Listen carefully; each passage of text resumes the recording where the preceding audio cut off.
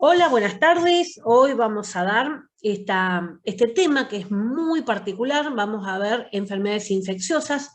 En esta oportunidad vamos a ver lo que son las enfermedades, ¿sí? Los agentes que las causan. Y en la clase que viene vamos a terminar este tema con la medicación que se utiliza en cada uno de estos casos, porque es bastante extenso, ¿sí? Entonces era imposible darlo en una sola clase.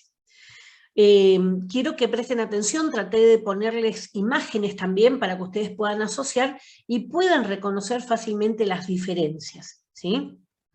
Vamos a ir avanzando. Me cortan cuando quieran, ¿sí? Bueno, lo importante que ustedes tienen que saber, que cuando hablamos de enfermedades infecciosas, siempre quiere decir que está causado por algún agente infeccioso, o sea, alguien que causa esa infección. No es lo mismo estar infectado que estar enfermo, ¿sí? Hoy vamos a ver enfermedades que cuando infectan, enferman seguro.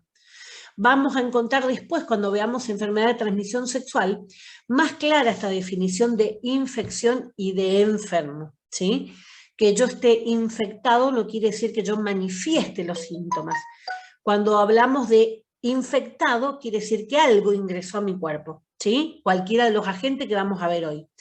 Cuando yo estoy enfermo es porque ese algo que entró está causando síntomas, ¿sí? Entonces, cuando yo no tengo síntomas, estoy infectado, pero no estoy enfermo. Nosotros tenemos microorganismos, bacterias sobre todo, que son parte de nuestro cuerpo. Están, digamos, como parte de lo que es la flora intestinal. Tenemos bacterias en la nariz, en la boca. Tenemos bacterias también en todo lo que sea el tracto genital, la vagina especialmente. ¿Por qué? Porque cumplen un rol de protección. Son bacterias buenas, ¿sí? A veces hay circunstancias que hacen que de golpe causen un aumento desmedido y eso se vuelve malo, ¿sí? Pero normalmente cuando están a nivel normal, digamos que son buenas. Y lo que hacen es ocupar el espacio para que ninguna otra bacteria externa ocupe ese lugar y tenga contacto con la piel, ¿sí? Con las mucosas y la piel. Así que bueno, en este momento ustedes tienen bacterias en la nariz, en la boca, hay que cuidarse de que esas bacterias no ingresen, ¿sí? No ingresen o a la sangre, o al pulmón, ¿sí? O al cerebro, que serían las tres que pueden llegar a ser mortales, ¿sí? Ahora, después vamos a ir viendo más detalladamente. Bueno, ¿qué son esos agentes infecciosos?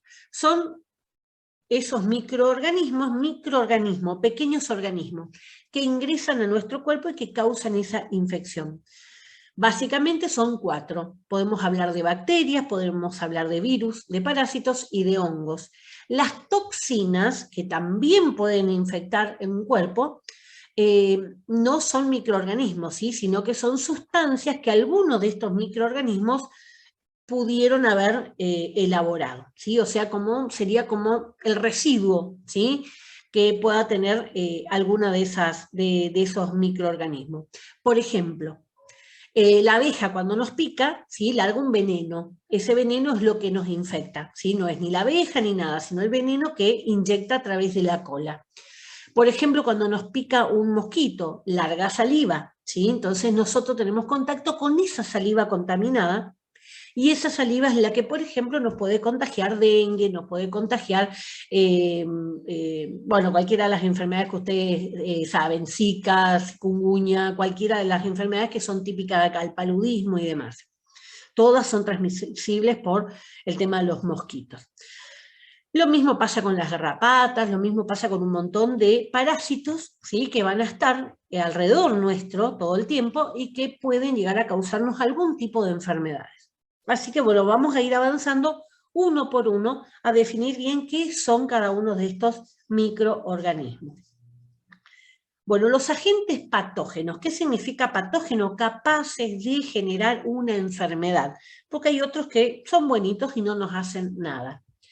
Dentro de lo que es el mundo de las células, ¿se acuerdan cuando ustedes estudiaron células en biología, ¿sí? en la primaria, en la secundaria? Habíamos visto que había células que eran menos desarrolladas, le llamaban las procariotas, ¿sí? Y había células que sí estaban más desarrolladas, tenían un núcleo, eran como una evolución, y eso se le llamaba eucariotas, ¿sí? Los animales, los vegetales, estamos dentro de esa clasificación de eucariotas. Ahí ustedes pueden ver, ¿sí?, que vamos a tener esa clasificación de procariotas, las bacterias, ¿sí?, van a estar dentro de ese grupo de las procariotas, y dentro del grupo de las eucariotas, con las plantas, con los animales, van a estar los hongos y los parásitos, o sea que son como organismos más elevados, ¿sí?, en su constitución, en su forma. Y ven que el virus no está dentro de ninguno de esos. ¿Por qué? Porque el virus no es un microorganismo en sí, sino que lleva en su interior el agente causante, ¿sí? O sea, el virus va a infectar células, sí o sí necesita ingresar dentro de las células del huésped. ¿A qué se considera huésped? Al organismo que ellos infectan, a los que ellos ingresan. Puede ser un virus de un vegetal, ¿sí?, de cualquier planta, puede ser un virus que ingresa a cualquier animal, ¿sí?, puede ser un virus que ingresa a algunas bacterias, ¿sí? Así que el virus necesita estar dentro de otro ser vivo, ¿sí? ¿Por qué? Porque él no es un ser vivo por sí solo, ¿sí? Eso tiene que quedar bien claro. Vamos al primer grupo, las bacterias. Dice, son microorganismos de vida libre, es decir, que pueden vivir tanto dentro de personas y animales como fuera. Bacterias que viven en el medio ambiente de un huésped. ¿Qué quiere decir eso? El huésped es aquellos que ellos invaden, ¿sí? Eso es huésped. Si yo tengo una bacteria, yo soy el huésped, le doy lugar, ¿sí? Huésped es eso, le doy lugar a que esa persona, a que ese virus pueda desarrollarse. Sin mí, esa bacteria, digamos, también podría sobrevivir. Por eso dice que puede estar dentro de una persona, de un animal, o fuera, ¿sí? Ustedes van a ver en un estanque agua podrida, tiene bacterias, ¿sí? Las bacterias son justamente las que dan ese olor tan característico, ¿sí? Las aguas cloacales tienen bacterias, que son las bacterias de la materia fecal. Por todos lados puede haber bacterias. Suelen producir enfermedades agudas y crónicas. ¿Qué quiere decir? Agudas son las que hacen un pico, ¿sí? Por ejemplo, una infección de oído, ¿sí? De golpe tengo, no es que tengo 30 años de infección de oído, tengo ahora, ¿sí? Crónicas son cuando hablamos de mucho tiempo, mínimo 6 meses. Ahí podemos hablar, por ejemplo, de algo, no sé si ustedes conocen, pero si escucharon alguna vez, artritis reumatoidea, ¿sí? Que quiere decir que las articulaciones se van deformando. Muy dolorosa y están causadas por bacteria. Entonces, cada tiempo tienen que ir a aplicarse antibióticos como penicilina, que son justamente los que se utilizan en esos tratamientos. Son tratamientos de por vida y son tratamientos muy dolorosos, ¿sí? Eso sería crónico. En estos casos, cuando hablamos de bacterias, sí se utilizan los antibióticos, ¿sí? Para eso fueron creados, para poder matar las bacterias. Ahí tenemos una pequeña clasificación de las bacterias. En realidad ustedes van a encontrar la primera clasificación de las bacterias, gram positivas y gram negativas. Gram, G-R-A-M, ¿sí? Gram positivas y gram negativas. No tiene ninguna característica en particular, ¿sí? No tienen que tener una forma determinada ni nada, sino que se clasifican así porque al teñirlas con el reactivo de Gram, algunas se tiñen y otras no. Por eso son positivas y negativas, ¿sí? Esto es muy útil, por ejemplo, cuando se hace una tinción de tejidos, ¿sí? Al teñir un tejido, yo puedo saber si esas células que están ahí, esas bacterias que están ahí, son positivas o negativas. También ustedes van a encontrar mucho en los prospectos que dicen, por ejemplo, que sirven para todas las bacterias gram positivas, ¿sí? A eso se refiere, no a una forma determinada. Bueno, si hablamos de las formas, vamos a ver que en este cuadro más o menos se ejemplifica todas las formas posibles de las bacterias. Arrancamos por las más sensibles, las sencillas, vamos por los cocos. Los cocos son los redonditos, ¿sí? La más sencilla, ¿sí? Por lo que ustedes pueden ver de las imágenes. Cuando tenemos uniones de esos cocos, se va a llamar diplococo, por ejemplo, ¿sí? Diplo, 2. Cuando hablamos de cadenas de esos cocos, se van a llamar estreptococos. Ustedes pueden encontrar estreptococos en infecciones respiratorias, pueden encontrar estreptococos en infecciones intestinales, pueden encontrar estreptococos en la piel, ¿sí? Hay distintos lugares donde pueden llegar a encontrar. Fíjense que bien abajo van a encontrar los estafilococos, son más complicadas. Los estafilococos, que son como un ramillete de uva, en ese caso, la más conocida, digamos, son los estafilococos respiratorios, ¿sí? Son causantes de neumonías y cuadros verdaderamente bastante graves. La otra forma que tenemos son los bacilos, ¿sí? Más a la derecha de la pantalla. Los bacilos son alargados, ¿sí? En lugar de ser redonditos van a ser ovalados. En estos casos vamos a ver que algunos pueden llegar a tener flagelos. ¿Qué son los flagelos? Pelitos. Esos pelitos se mueven y eso le permite moverse. Van a encontrar muchos bacilos en aguas estancadas, por ejemplo, ¿sí? Por eso los pelitos, ellos los utilizan para poder moverse. Van a encontrar también los vibrios, que son con esa formita más, digamos, curvada, ¿sí? Pero más o menos responden siempre a la misma forma. De la misma forma de los bacilos, si se unen varios bacilos, vamos a tener estreptobacilos, ¿sí? Lo mismo que los estreptococos, acá serían estreptobacilos. Estrepto sería la definición de las cadenas. Y vamos a encontrar también los espirilos. Los espirilos, ustedes ven, son formas más alargadas, ¿sí? Y van a tener en ambos extremos los cilios, ¿sí? Estos cilios tienen la misma función, permitir que se puedan mover. La imagen que está más arriba dice que algunas forman esporas resistentes. ¿Qué son esporas? Son como una cubierta protectora, ¿sí? Que rodea a esa bacteria y le permite a esa bacteria estar mucho tiempo sin contacto con nada vivo, ¿sí? Pueden sobrevivir en el medio ambiente. Pueden resistir bajas temperaturas, por eso se están encontrando algunas bacterias que ya se creía extintas, se están encontrando, por ejemplo, en los hielos que se derriten, por ejemplo, en excavaciones, ¿sí? Pueden aparecer bacterias que hace mucho tiempo que no se sabía nada. Esta forma de espora es lo que le permite muchas veces resistir al ácido de nuestro estómago. Entonces sobreviven al estómago y pueden llegar a alcanzar el intestino y ahí recién causar la enfermedad, ¿sí? Nuestro estómago, recuerden que eso lo vamos a ver en la clase de vacunación también, nuestro estómago es una barrera de defensa. ¿Por qué? Porque ese ácido que tiene, ácido clorhídrico, ese ácido destruye la gran mayoría de las bacterias, la gran mayoría de los virus. Ahora, si yo abuso de los antiácidos, esa barrera se termina, ¿sí? Entonces, es una barrera natural, pero para eso tengo que tratarlo siempre con cuidado. Bueno, estos serían básicamente las formas de las bacterias, ¿sí? Así es como las vamos a poder encontrar. Cuando ustedes escuchen estreptococos, bacilococos, ¿sí? Ustedes ya están sabiendo a qué se refiere. ¿Qué son los virus?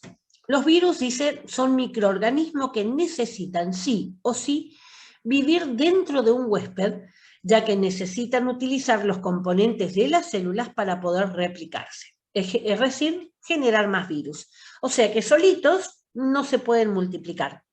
Van a ingresar a una célula, ¿sí? Cuando ingresan a esa célula se mezcla el material genético con ese material genético de la célula y ahí es donde se pueden multiplicar, dividirse, ¿sí? Crecen, se dividen y forman 2 virus. Y así va siendo cada vez de 2 a 4, de 4 a 8, van aumentando siempre en forma exponencial. Por eso cuanto más pasa el tiempo del contagio del virus, mayor cantidad de virus van a ser detectados. Dice, la mayor parte de las infecciones virales suelen autolimitarse. ¿Qué quiere decir? Va a cumplir aproximadamente 7 a 10 días y se termina, ¿sí? Eso es autolimitarse. Por ejemplo, las gripes, ¿sí? Cuando una persona está con una gripe viral, ¿sí? Estamos hablando de un virus, en ese momento no hace falta ningún tipo de medicación, ¿sí? Lo único que tengo que hacer es esperar que pase la gripe. Por eso es lo que mandan, reposo. Y la medicación que se da en esos casos es sintomática. ¿Qué quiere decir? Depende de los síntomas.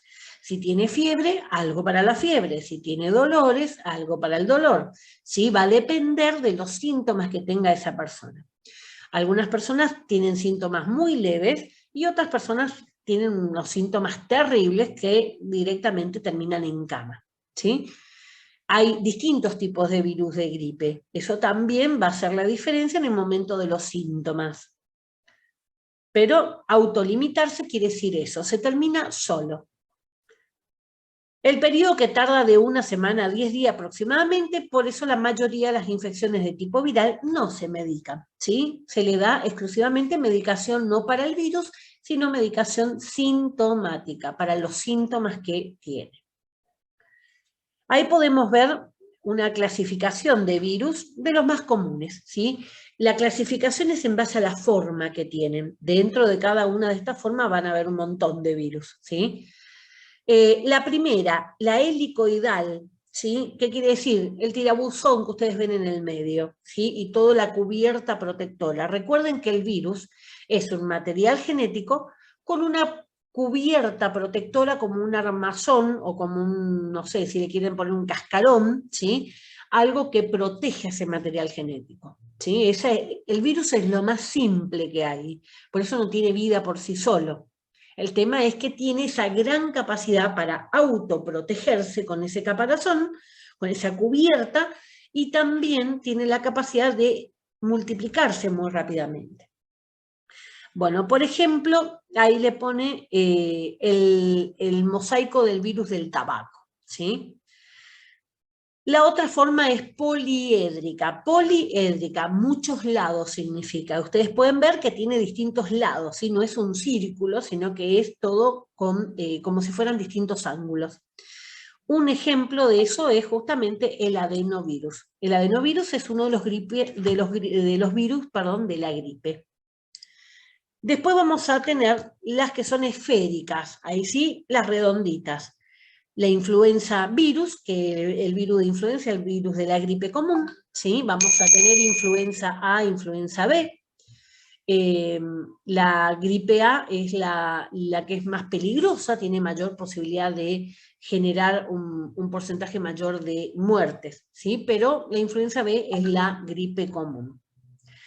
Y el último, la forma compleja, ¿sí? Esto que parece como una nave extraterrestre o un cohete, ¿sí? En realidad son virus que van a infectar específicamente a las bacterias. Por eso se llaman bacteriógrafos, ¿sí? O sea que esto no van a recurrir a...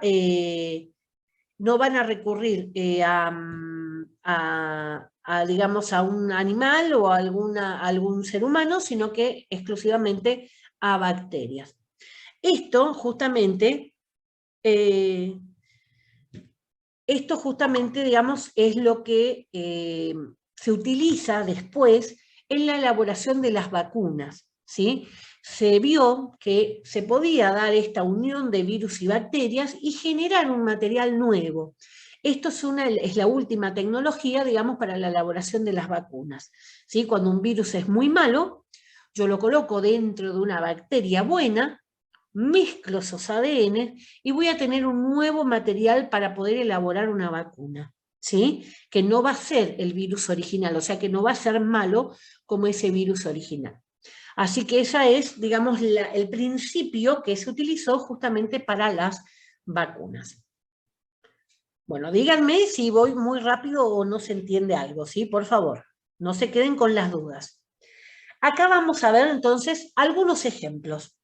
Fíjense, vamos a ver primero las esféricas, que son las que más vamos a ver ahí en la pantalla. Fíjense que de las esféricas tenemos el HIV, ¿sí? Totalmente conocidos por todos. Tenemos, a ver ahí en el chat algo. Bueno, avísenme nomás. Tenemos la hepatitis B. La hepatitis B se contagia igual que el HIV, pero la gente no lo conoce, ¿sí? Normalmente hablamos de hepatitis A. La hepatitis A se contagia por materia fecal. Cuando yo estoy infectada, supónganse, de hepatitis A, Voy al baño, hago caca, me limpio, no me lavo las manos y después voy dejando virus por todos lados. Así es como se contagia. O sea que aumentando las medidas de limpieza, yo puedo evitar contagiar a otras personas. Pero la hepatitis B no se contagia así. La hepatitis B se contagia por sangre y por fluidos, igual que el HIV. ¿Sí? Vamos al otro redondito, el otro esférico. La influenza, la gripe, ¿sí? La gripe. Gripe común. Vamos más abajo. Papilomavirus. El papilomavirus es una de las enfermedades de contacto sexual más extendida, ¿sí? Aproximadamente a los 50 años, el 80% de la población tuvo o tiene HPV, ¿sí? Está el famoso HPV y el famoso, digamos que se coloca en la vacuna a los 11 años, ¿sí? Primero fueron las mujeres exclusivamente y después se vio que los hombres transmitían, porque los hombres podían ser portadores sanos, así que se les incluyó en la vacuna a los varones también. Así que bueno, esto también lo vamos a ver más detalladamente en la clase de enfermedad de transmisión sexual. El siguiente es el rotavirus. El rotavirus es una enfermedad que también ha generado bastantes controversias de la parte digestiva, ¿sí? Pero ya hay una vacuna, ¿sí? Es una de las últimas vacunas que ha salido al mercado. Y el herpes virus, otra de las enfermedades de transmisión sexual, bueno, no siempre transmisión sexual, hay dos tipos de herpes. Tenemos el herpes simple, que es el herpes que se asocia con las heridas de la boca, y está el herpes sexual, que es el que se asocia con la zona genital. Pero muchas veces se cambian de lugar. ¿Por qué? Porque la variedad, ¿sí?, de contacto sexual. Si yo tengo sexo oral con una persona que está infectada y me voy a contagiar la boca. Si yo tengo contacto en otra parte del cuerpo, también. ¿Sí? Entonces, dejó de ser tanto exclusivo el simple en la boca y el sexual en la parte de los genitales, sino que lo podemos encontrar cambiados también. También lo vamos a ver en enfermedad de transmisión sexual. Pero fíjense que de estas 6 que vemos, 4, son de enfermedad de transmisión sexual. O sea que las esféricas están muy relacionadas con eso. Vamos a la imagen de arriba, a ese gusanito, ¿sí? El virus del ébola. El virus del ébola, no sé si habrán visto alguna de las películas norteamericanas que tratan sobre el tema, es el virus más letal que se ha encontrado hasta este momento, ¿sí? El más letal. Si bien hay ahora algunos sueros que se consideran que son apropiados, esperen un segundito que tengo que contestar acá. Estaba con el buzo de cremita del perrito de San Bernardo, con ese salí. Bueno, mi hijo que la están buscando. Normalmente es una enfermedad que se creía, ¿sí? No le podría asegurar que es así, pero que se armó, se hizo, justamente para ser utilizada como arma biológica, ¿sí? O sea que en realidad no les puedo asegurar si es así o no, ¿sí? Bueno, pero sí es el peor virus que está en existencia. Después vemos el adenovirus. El adenovirus tiene esa forma poliédrica, ¿sí? Esa forma poliédrica, y el adenovirus está relacionado con todo lo que tenga que ver con gripe también y con infecciones de la parte de la boca y garganta.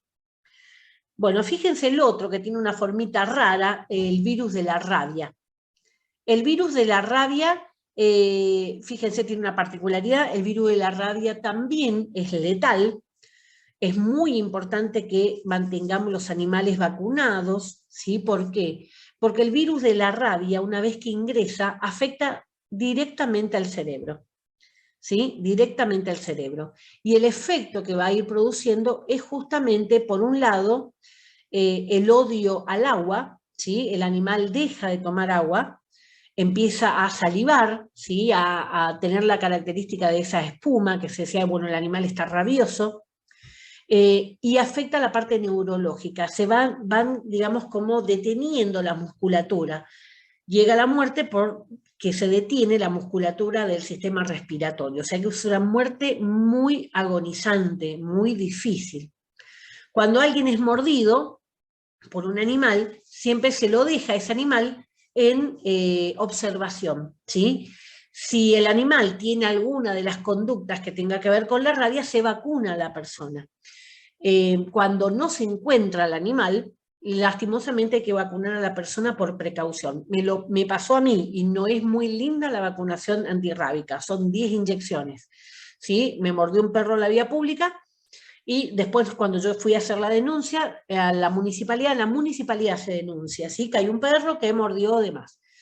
Si es el perro de alguien, se vigila simplemente a que se permita, digamos, lo único que le piden es que le permitan al personal de la municipalidad ver al perro, constatar día por día si el perro está sano. ¿Sí? O sea, nadie va a enseñar al perro que muerda a propósito, así que cuando ocurre algo de eso es por algo. En mi caso era en la vía pública y había una perra en celo y este perro estaba afuera haciendo guardia en el portón, yo paso por al lado y el perro se despierta, se asusta y me muerde, o sea que no era que le mandaron a morderme. Bueno, es animal, o sea, no tiene forma de razonar también. Pero bueno, después la gente de ahí de esa casa lo espantó de ahí, entonces no lo pudimos encontrar. Bueno, en ese sentido recuerden que si les muerde un animal, el tema es vigilar al animal, ¿sí? Bueno, ¿qué pasa? La única manera en que no me da tiempo de esperar a ver, de estudiarle al animal, es cuando la mordedura está en la cara, ¿sí? En la cara está muy cerca del cerebro, así que sí o sí lo tenemos que vacunar de todas maneras. Bueno, así que es un virus bastante común, suele estar, digamos, con los perros vacunados, no hay ningún tipo de problema, perros y gatos vacunados, suele sí estar el problema en la periferia de la ciudad, ¿sí? No en el centro de la ciudad, sino en la periferia, ¿por qué? Porque algún animal del monte puede tener, muchas veces el murciélago es el que tiene la rabia, y morderlos a los que están en la periferia. A partir de ellos van trayendo hacia el centro. ¿Sí? O sea, siempre se vacuna y se hace las campañas en la periferia de las ciudades. Bueno, el de que parece un cohete, ya les había hablado, que es el bacteriógrafo, y es un virus que va a atacar específicamente a las bacterias. ¿Sí? Bueno, estamos entonces más o menos, tienen un pantallazo general. Bueno, ¿qué tipo de enfermedades suelen producir los virus? Van a producir las enfermedades agudas y las crónicas también. Cuando hablamos de agudas son las que se van a autolimitar, o sea, si no hay complicaciones, se curan solas, ¿sí? Como por ejemplo la gripe. Cuando hablamos de crónicas, son las que van a durar más de 6 meses, ¿sí? Se consideran crónicas cuando duran más de 6 meses. Y dentro de las infecciones virales crónicas vamos a poder encontrar las persistentes, las latentes y las transformantes. Persistentes, latentes y transformantes. Vamos a ver qué significa cada una de ellas. ¿Cuándo son persistentes? Dice, son aquellas infecciones en las que el virus nunca se elimina del cuerpo, persistiendo dentro de las células del huésped, replicándose como en la hepatitis B, como el virus del HIV también. Una vez que está presente en el cuerpo, va a estar de por vida. Esas son las persistentes. Igual hay otros virus también que son persistentes. La mayoría de esos virus que me dan enfermedades crónicas van a quedar de por vida. Las latentes, ¿cuáles son? Dice, son aquellas infecciones en las que el virus nunca se elimina del cuerpo y persiste dentro de las células, pero en un estado de latencia, como dormidas. Pueden llegar a reactivarse y comenzar a reaplicar de nuevo, alternando periodos de latencia y replicación, como el herpes. Una vez que una persona se contagió del herpes simple, ¿sí? No voy a hablar del genital, vamos a hablar del simple, el de la boca, ya queda la infección de por vida. Se puede mejorar después de 10 días aproximadamente, se pueden mejorar las lesiones, pero el virus queda dormido en las terminales nerviosas. ¿sí? ¿Por qué? Porque afecta a la parte neurológica. Después de eso, ante determinados estímulos, el virus puede volver a activarse.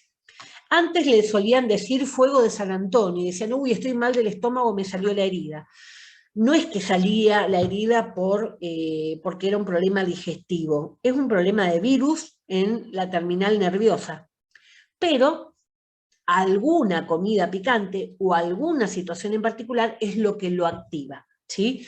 Muchas veces, en algunos casos, la activación es la fiebre, o sea, después de un cuadro febril aparece la lesión en la boca, ¿sí? Entonces, la persona que tiene el herpes simple tiene que empezar a detectar cuáles son esos factores que siempre ocurren antes de que aparezca, ¿sí? ¿Para qué? Para poder identificar cuál es el factor que lo activa.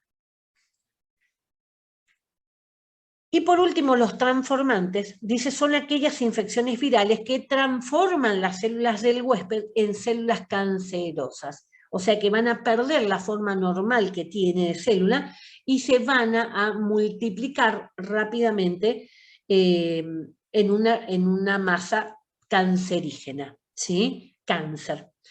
El ejemplo de esto es el HPV. El HPV, que habíamos visto el dibujito, que era un virus esférico.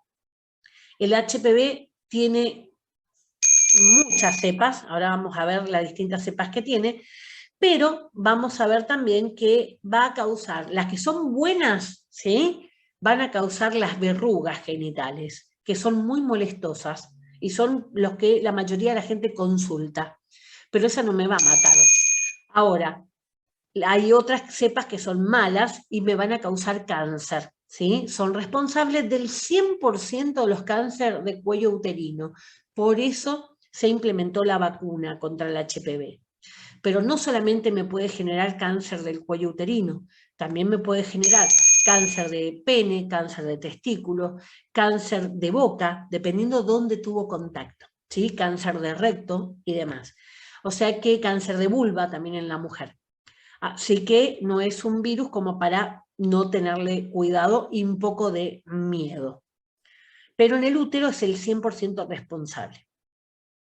Bueno, solo algunas de las infecciones virales pueden tratarse con antivirales. La mayoría se van a tratar los síntomas, ¿sí?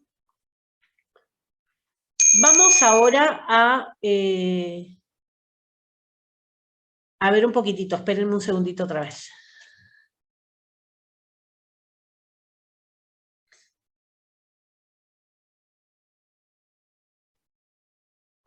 Gracias, Rod. Muchas gracias, le aviso a mi marido.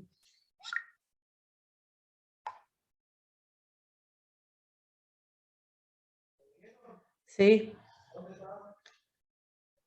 Por Santa Cruz, atrás del hiper. Mi hijo, el que tiene discapacidad, hoy sacó un día para salir a caminar, ¿sí? Así que me están avisando que lo vieron. Eso es Romina de la farmacia que me avisa.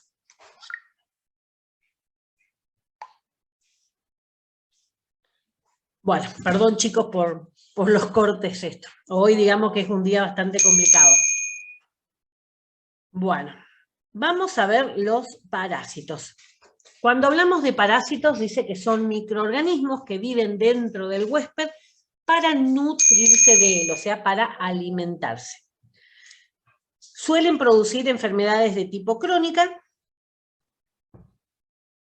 Los síntomas suelen ser bastante leves, ¿sí? Y a este tipo de infecciones se la trata con antiparasitarios en un esquema que abarca siempre a toda la familia para evitar las reinfecciones, ya que son altamente contagiosas. Bueno, ¿qué quiere decir todo esto? Los parásitos normalmente pueden estar este tipo de parásito como las lombrices, como la lombriz solitaria, son organismos internos, están en la parte digestiva mayoritariamente.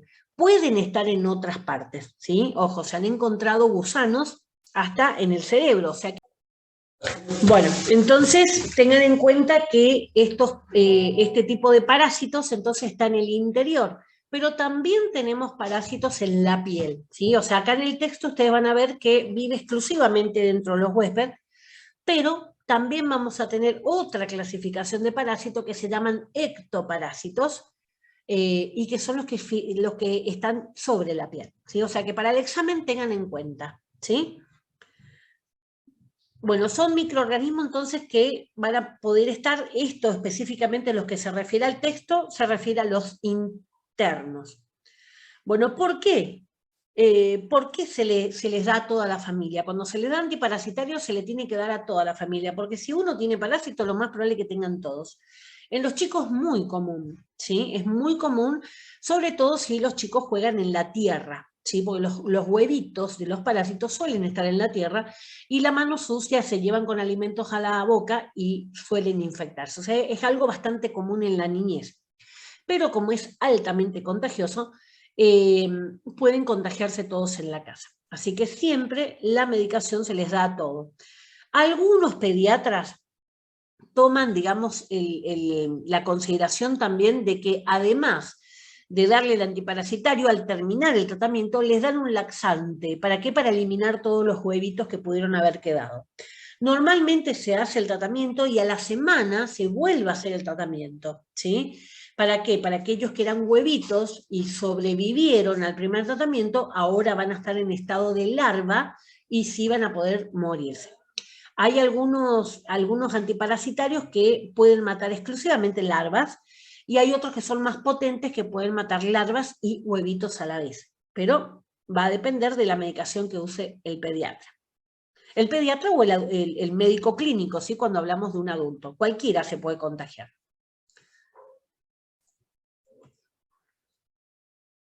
Bueno, ahí tenemos los tipos de lombrices. ¿Viste? Vieron que también tiene características muy particulares. Bueno, cuando hablamos de Trichuris trichura, los nombres me gustan en este caso.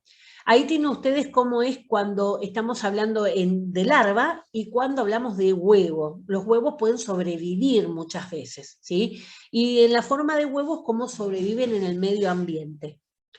Cuando hablamos de ascaris, ¿sí? Son estos lombrices, ¿sí? No las solitarias, sino que son las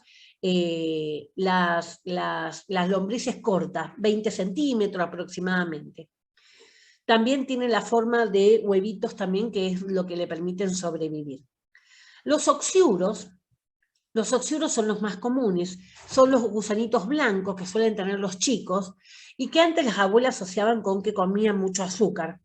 En realidad no tiene nada que ver con el azúcar, sí, pero molestan mucho, pican mucho la zona del ano, los chicos se rascan mucho la zona del ano.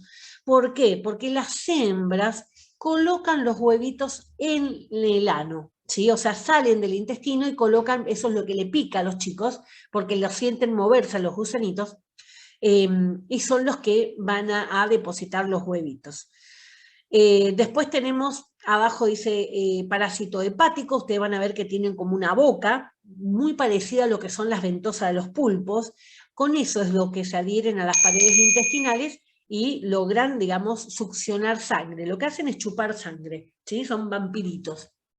La giardia es un parásito bastante común en enfermedad de transmisión sexual, ¿sí? La giardiasis se llama, y bueno, necesita, digamos, un tipo de antibiótico específico con antiparasitario, ¿sí? Y fíjense que los quistes de giardia también pueden sobrevivir y seguir estando ahí, ¿sí? También lo vamos a ver cuando veamos enfermedad de transmisión sexual. Bueno, acá vamos a ver otros tipos ya de parásitos un poquito más complejos. La Taenia solium, que también tienen esas ventosas y tienen, digamos, una característica muy, muy típica que es, digamos, con esa, parecen un alien, ¿no? Pero tiene fea la imagen, pero bueno, con eso, digamos, como que se adhiere. Suele ser una tenia que puede aparecer hasta en el hígado, así que bastante complicada. Y la Taenia saginata es la famosa lombriz solitaria. La lombriz solitaria puede llegar a medir 4 metros de largo. Con esa cabeza que ustedes ven, tienen las famosas ventosas que se van a adherir al intestino, van a chupar sangre desde ahí, y van a ir perdiendo pedazos de su cola. ¿Sí? Entonces, cuando hacen un análisis de materia fecal para ver si hay parásitos, lo que pueden llegar a encontrar son esos pedazos de la cola. De todas maneras, pueden llegar a medir 4 metros de largo. Para que ustedes se lo imaginen, tiene un color medio cremoso, medio grisáceo, muy parecido a un tallarín casero grueso, ¿sí? Yo vi un frasco y una sola tenía, llenaba un frasco completo, así que bastante repugnante, ¿no? Pero digamos que esto se llamaba tenia saginata, es lombriz solitaria, porque si tenía esa no tenía otra. Conocí casos que tenían varios tipos de lombrices juntos, o sea que convivían. Y también conocí un caso en el que tenía 4 lombrices solitarias. Ustedes imagínense 4 lombrices solitarias con efecto neurológico. Esa persona estaba padeciendo, era un adolescente, padecía convulsiones. ¿Cómo pueden saber si tienen lombrices? Bueno, ahora te digo, Fer. Tenía convulsiones, lo estaban tratando por epiléptico y en realidad tenía 4 lombrices solitarias en su interior. O sea que muchas veces, digamos, los efectos que pueden llegar a tener son bastante caóticos. Bueno, ¿cómo podemos saber si tenemos parásitos nosotros? Bueno, si son estos los digestivos, el oxiuro, que es el más común, picazón en el ano, ¿sí? Y cuando ustedes ven, digamos, tienen que tener la costumbre, yo ya por profesión tengo la costumbre de mirar, ¿sí? Mirar la materia fecal a ver si detectan. Cuando ustedes ven la materia fecal en el inodoro que tiene esos pequeños gusanitos que se mueven y están ya confirmando de primera que tienen los oxiuros, ¿sí? Los gusanitos blancos. Les repito, es muy común, en nuestra zona es bastante común que lo tengan. Antes las abuelas daban semilla de zapallo para eliminar todos los restos, ¿sí? Pero hoy tienen medicación que es más segura y están seguros que se eliminó todo. Van a cualquier farmacia y dicen, tengo los parásitos blancos y el farmacéutico les va a dar, no se preocupen. Pero recuerden eso, que tienen que ser todos los que están en el ambiente. Bueno, con respecto a la tenia, es más difícil de determinar, ¿sí? Normalmente para esto se tiene que sospechar que puede haber un cuadro. Normalmente una persona que tiene tenia, si es una sola, va a sufrir algún tipo de anemia, algún tipo de adelgazamiento. ¿Por qué? Porque esta tenia está chupando todo, ¿sí? Repercute, digamos, en el lugar. No sé si podrían llegar a verlo en la materia fecal, no es tan claro porque son pedazos, no es que se están moviendo, son pedazos de la cola lo que van a estar mezclada con la materia fecal. Así que ahí solamente con un análisis bioquímico creería yo que se podría detectar. Nunca vi una tenia en vivo, ¿sí? Así que no les podría decir eso. Los gusanitos, los oxuros sí los vi, así que eso sí le digo que es fácilmente detectable. Cualquiera de los otros van a tener algún tipo de, cuando se llena el intestino de ese tipo de lombrices, van a empezar a salir, ¿sí? Antes, cuando no había medicación para esto, justamente iban con pedazos de lombriz saliéndole del ano, ¿sí? O sea, la imagen debe ser impactante, ¿sí? Pero afortunadamente los antiparasitarios hoy le permiten solucionar rápidamente cualquiera de esas cosas. Bueno. A ver, un segundito, espérenme. Bueno, ahí está, perdón otra vez. Bueno, ya lo localizaron, están siguiendo. Bueno, ¿alguna otra pregunta con respecto a esto? Vieron que es asqueroso. Parece que no entienden que no me tienen que mandar a mí.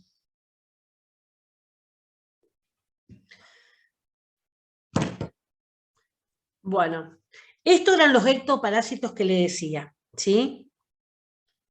Estos ectoparásitos, ustedes lo pueden ver en la piel, ¿sí? ¿Quién no tuvo algún piojo alguna vez? ¿Quién no tuvo alguna pulga, si tiene animales? O una garrapata, ¿sí? Mi hijo tenía una garrapata en la cabeza. Estábamos esperando para el pediatra y el pelo rubio de él, y de pronto le veo una cosita negra en el pelo. Y bueno, lo miro, separo el pelo, lo miro bien, porque era grande, no era un piojo. Lo miro bien en una garrapata, casi me morí de vergüenza. Pero bueno, ¿era por qué? Porque él llevaba todos los cachorritos que había tenido la perra y los ponía todos en la cama, así se acostaban en el medio de los perritos. Bueno, puede pasar. Las garrapatas cuando están sanas, garrapatas sanas, chupan sangre y nada más, ¿sí? Largan su saliva, como igual que los mosquitos, pero no es que va a pasar a mayores. Puede haber una irritación, una alergia, algo así. Ahora, cuando la garrapata está enferma, puede causar enfermedades que son crónicas. Por ejemplo, la enfermedad del Lyme. La enfermedad del Lyme es una enfermedad que al instalarse en la persona, en el ser humano, va a afectar todos los órganos. ¿Sí? ¿Saben quién tiene la enfermedad del Lyme? Thalía, la cantante. Afecta todo, parte cardiológica, todo, la parte neurológica. O sea, es bastante complicada la enfermedad cuando la garrapata está enferma, ¿sí? Cuando está sana, más allá de una irritación no va a pasar.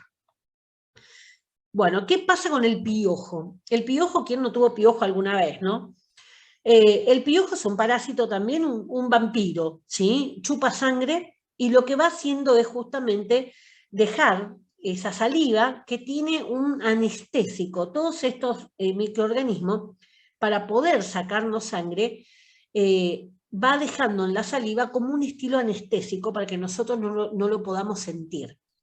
Igual se siente, igual pica, igual arde, ¿sí? Todas las características.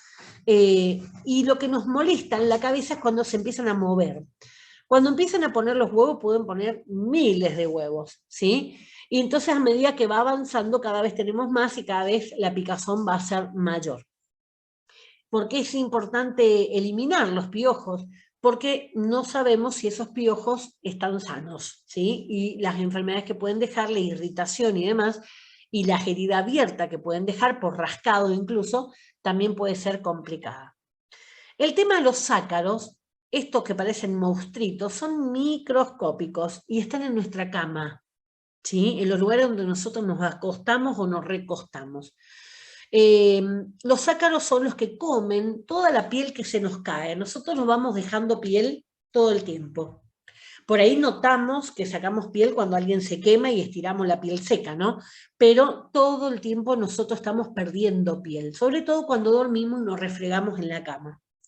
En ese sentido, estos ácaros están en la cama y muchas veces hay personas que son alérgicas. Por eso, bueno, se recomienda sacar los colchones, lavar las sábanas con altas temperaturas, los colchones airearlos, ponerlos al sol para que estos ácaros poder controlarlos y disminuir. No se va a llegar a matarlos del todo, algunos usan algunos tipos de insecticidas especiales, pero de todas maneras suelen estar. El tema de la pulga tiene por una característica más particular. Avanzan de miles, ¿sí? Un perro infectado puede rápidamente contagiar una casa completa. Bueno, hoy tenemos, digamos, medicamentos también desde el área veterinaria para que nuestros animales estén más sanos, ¿sí? Libre de pulga, de garrapatas y demás. Pero si son animales que suelen estar en los pastos, ¿sí? Ahí es donde se contagian de otros perros enfermos, ¿sí? Así que bueno, la característica principal de las pulgas es que van a hacer muchas picaduras, ¿sí? Muchas picaduras. En la parte de piel habíamos visto distintos tipos de picaduras y cómo eran la de la pulga. Otra de las características que pueden notar con los piojos de la zona púbica también, porque el piojo no solamente está en la cabeza, también hay piojos de la zona púbica también, suelen aparecer manchitas en la ropa interior. Esa manchita es materia fecal de las pulgas, ¿sí? Caca, hicieron caca en la piel de ustedes. Entonces, bueno, para que tengan en cuenta. Vamos a los hongos. Los hongos, dice que son microorganismos, MO significa microorganismo, pequeños organismos, que viven en la naturaleza o dentro del huésped, ¿sí? Puede ser un animal o puede ser humano. La gran mayoría van a producir infecciones superficiales, por ejemplo, afectan la piel, pelos, uñas. Tengan en cuenta ahí que le habla de huésped como animal o humano, pero también hay plantas que tienen hongos, ¿sí? Hay un hongo que se hizo bastante común en los últimos años, que es el hongo de los cítricos, donde las naranjas quedaban completamente negras, ¿sí? No crecían de tamaño y quedaban negras. Ese era todo un hongo que los recubría. Bueno, ahora, bueno, ya hay tratamiento para eso y bueno, pudieron terminar con esa infectación que hubo, pero tengan en cuenta que no solamente animales, ¿sí? Bueno, cuando hablamos de las infecciones superficiales, son las que afectan a la piel, a los pelos, a las uñas, ¿sí? A veces pueden llegar a ser más profundos. Una infección, supónganse, de un hongo en el brazo, puede llegar a invadir hasta el hueso, ¿sí? Y muchas veces los tratamientos se cortan. ¿Por qué? Porque yo empiezo a usar un antimicótico y la piel se sana, pero por adentro no, el hongo sigue avanzando desde el interior, ¿sí? Entonces los tratamientos son largos, ¿sí? Estamos hablando de 4 semanas a más. Un tratamiento de uña, que suele ser muy resistente al hongo debajo de la uña, puede llegar a tardar más de un año, ¿sí? O sea, yo puedo ver mejoría, pero no tengo que abandonar el tratamiento, ¿sí? Eso es lo importante. O sea, sepan que el hongo puede avanzar hasta los huesos. Las infecciones producidas por hongos suelen ser crónicas, ¿sí? O sea, que van a durar más de 6 meses. No quiere decir que sean de por vida, sino que son difíciles de curar.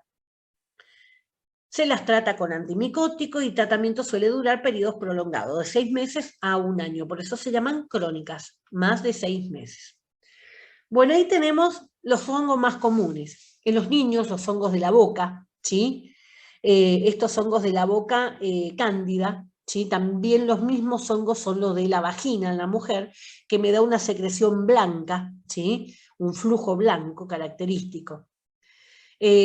Las de las uñas, tanto de los pies como de las manos, cualquiera de esos. El pie de atleta o sabañones también se lo llama, que es el hongo que puede aparecer debajo de los dedos del pie, normalmente por mucha humedad, por usar botas mucho tiempo, los atletas porque están con zapatillas todo el tiempo, por eso se llamó así.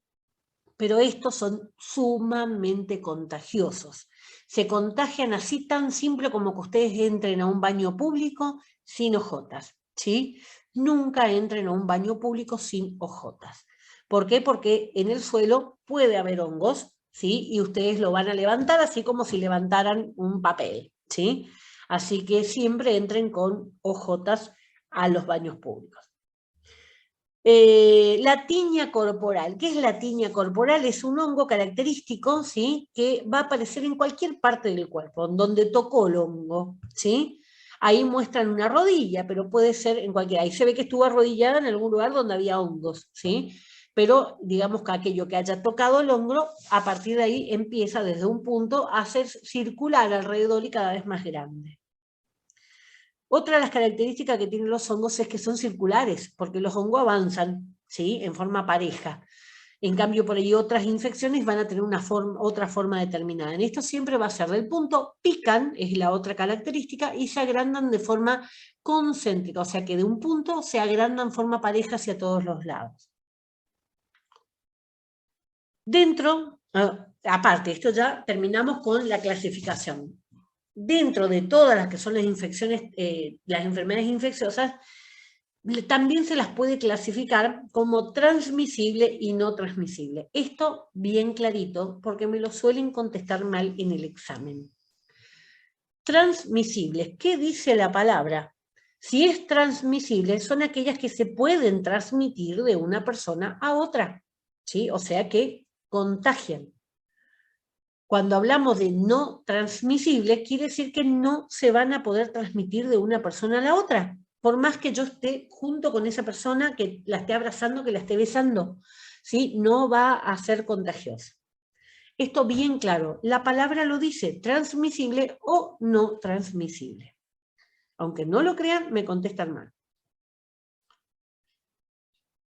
Casos esporádicos. ¿Qué quiere decir casos esporádicos? Cuando se produce una infección en una forma aislada. Por ejemplo, una familia que tiene hongos, ¿sí? Por ejemplo. Algo aislado.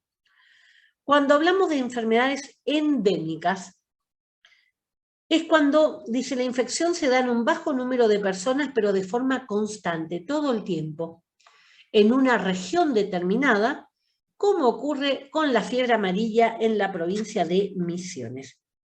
Bueno, le puse ese ejemplo, ¿por qué? Nosotros tenemos fiebre amarilla o paludismo, de cualquiera de las dos formas la pueden encontrar, sobre todo en nuestra zona norte. ¿Por qué? Porque en la zona norte de la provincia tenemos más reservas, ¿sí? Y los mosquitos, que son los que transmiten esta enfermedad, el dengue igual, ¿sí? El paludismo, la leishmaniasis, el Zika, el chikungunya, todos son transmisibles por mosquito. Pero la fiebre amarilla está localizada en la zona norte hace mucho tiempo atrás, antes que hablemos del dengue y antes que hablemos de las otras enfermedades. El dengue empezó en nuestro país, también es de monte, empezó en nuestro país en el año 2009. Ahí es donde se encontró dos puertas de entrada. Una fue en Salta y otra fue en Chaco, al mismo tiempo, ¿sí? O sea, en el mismo año. A partir de ahí se fueron extendiendo, nos llegó a nosotros el de Chaco, y se fue extendiendo y hoy tenemos dengue hasta en La Pampa, ¿sí? Es una enfermedad tropical, es una enfermedad del calor, pero ¿qué pasa? El mosquito viaja, y el mosquito viaja en auto, el mosquito viaja en avión, el mosquito viaja en auto, en colectivo, y puede recorrer larga distancia.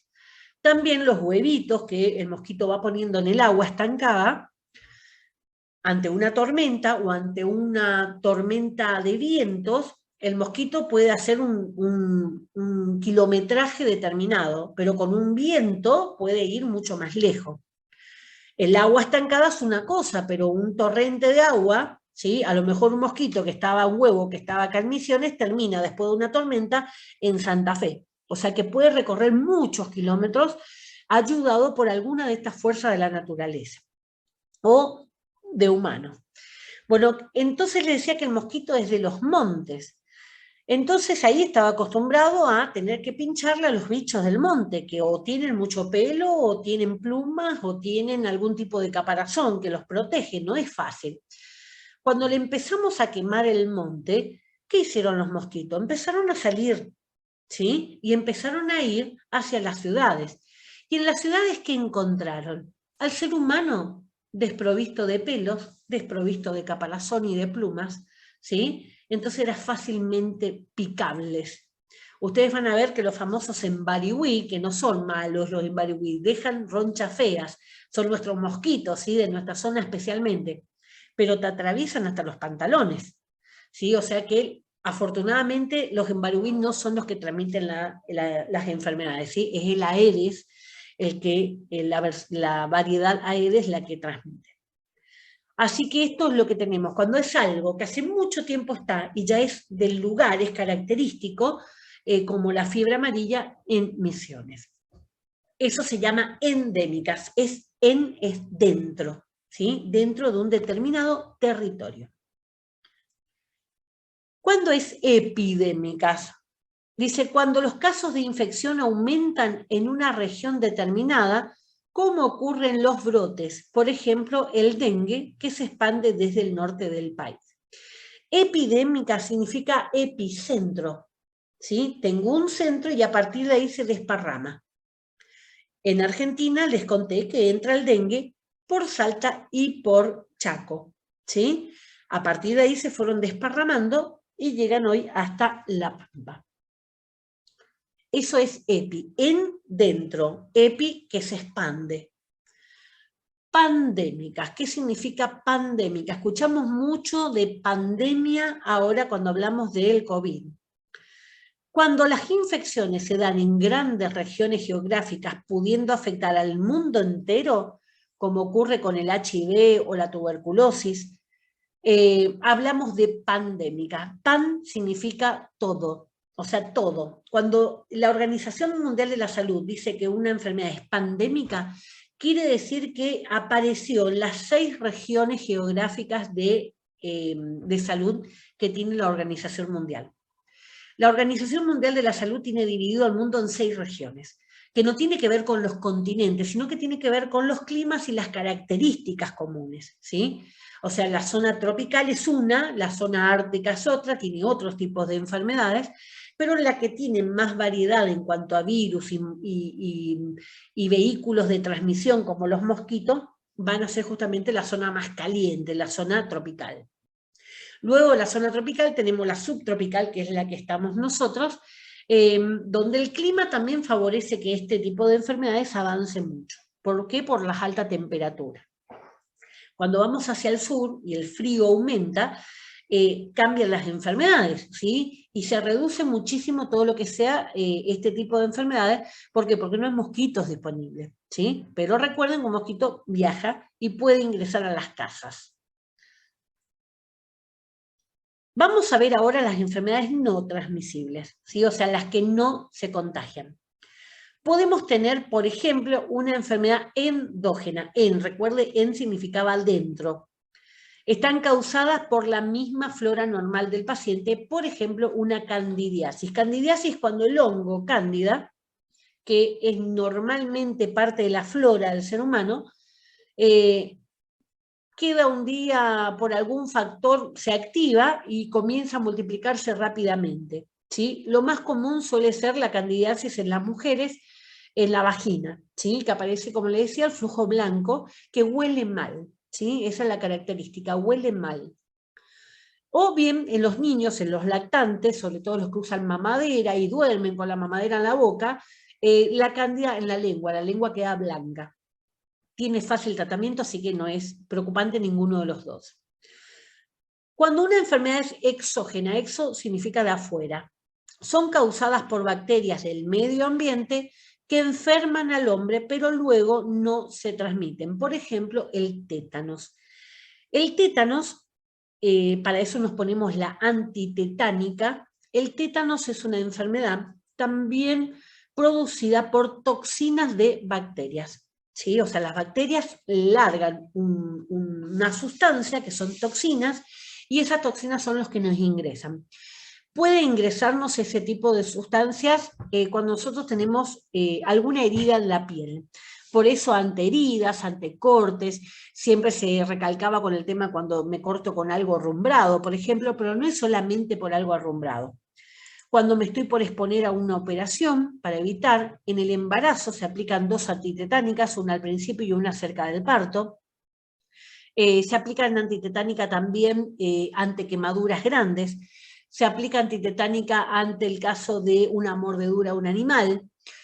A ver qué más. Es recomendable cada 10 años aplicarse una antitetánica justamente para estar prevenidos. ¿Cuál es la característica del tétanos? El síntoma se llama tetanización. ¿Qué quiere decir? Endurecimiento de los músculos, ¿sí? El problema es cuando se me endurecen los músculos respiratorios. O sea que la muerte es muy fea, ¿sí? Por eso es importante siempre estar pendientes y atentos. Una intoxicación alimentaria. Son causadas por toxinas que son producidas por bacterias y estas toxinas se encuentran presentes en los alimentos, como ocurre con el botulismo.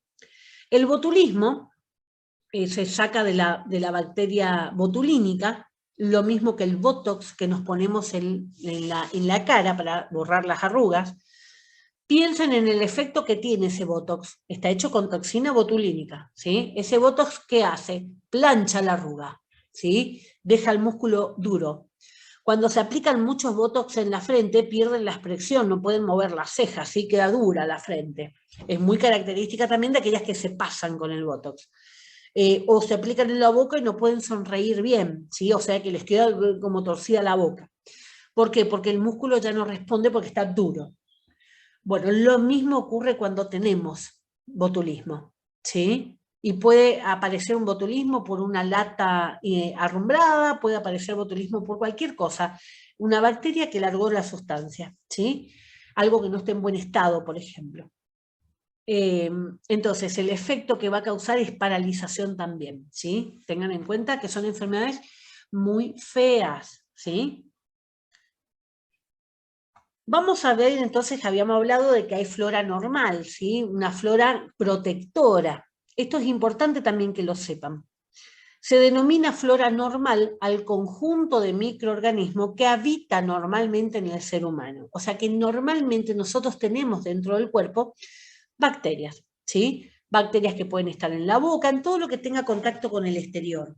Vamos a tener bacterias en el aparato digestivo, vamos a tener bacterias en el aparato respiratorio, vamos a tener bacterias en el aparato genital, ¿sí? Todo lo que esté en contacto con el exterior va a tener su protección una flora. Tienen una función protectora ya que evitan la colonización por otros microorganismos patógenos. O sea, estos microorganismos patógenos, por ejemplo, cualquiera de estos virus y bacterias que vimos, ¿sí? Quiere prenderse de la piel, supónganse de mi estómago, ¿sí? Y ahí está la bacteria, entonces no puede, ¿sí? O vamos al intestino, que es más fácil, ¿sí? Quiere instalarse en la piel del intestino y ahí hay una bacteria nuestra, una flora, así que no tiene lugar.